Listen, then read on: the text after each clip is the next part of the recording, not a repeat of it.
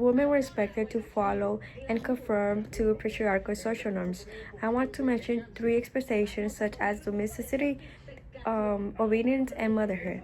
These three expectations demonstrated that women had no control over their body, but instead their body was to govern. And an article written by Crystal Manning notes that the United States history pattern is reflected on patriarchal norms, both within individual religious denomination and in larger society. To go more into depth about what he just said, this idea gave allowed for the ideal family to be placed in an American society. From early history, which can still be seen today in today's society. These expectations were reinforced by institutions like religious conformity, as we know or we don't know, which is totally okay. Which is why I'm here giving this informative speech.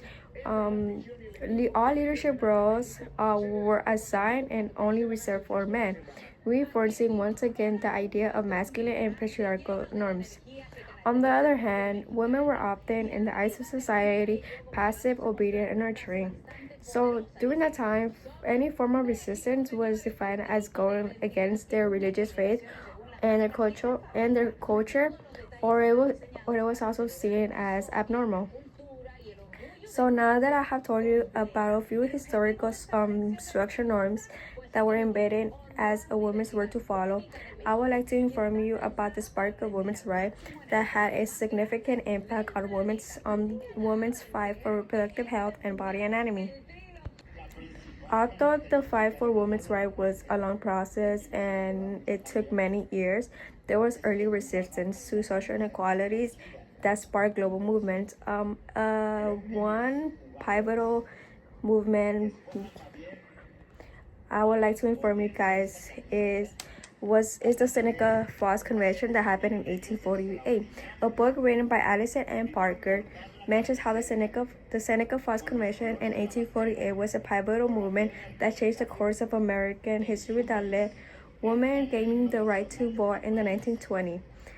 In definition, the Seneca Falls Convention was a formal beginning organization for women's suffrage. It is important to know key leaders who organized this convention, which most of you maybe know or have heard about Elizabeth Cady Stanton and Lucretia Mott, because these were leaders that organized the Seneca Falls Convention. And Frederick Douglass was also there, and he also to motivate the women and to which was very pivotal in a historical moment in history. And if you guys take history, you guys probably heard of it or maybe forgot that you guys learned about it, but it's okay. That's why I'm here to inform you guys. Another sparkful movement was the National Woman Party, which was a political organization founded in the 1960s. This was a fight for women's suffrage and later expanded into gender equality, which played a pivotal role in establishing the 19th Amendment. The 19th Amendment, which most of you guys know or maybe don't know, but the 19th Amendment that is still established in today's society is a policy law that granted women the right to vote in the 1920s. Now, it's important to also note that the establishment of Roe v. Wade in 1973, because that right there, my friend, allowed for women to make reproductive babies, and it was a huge pivotal movement in history. It seemed like it took a couple of years for something big to be established, but I personally think 1973 for it to be established wasn't very that long ago, so you could kind of see the ongoing struggles and the women had to go through to make policy go into law and be established. Lastly, I would like to inform you guys about the ongoing struggles that women still face in our society.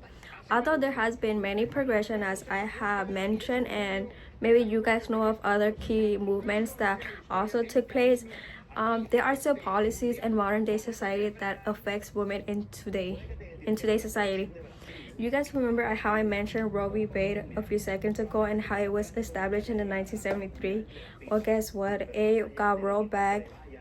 Don't get me wrong, it is still established, but there's limitation to it now. Women can make reproductive choices, yes, but however, women can abort if they are 24 weeks or lower.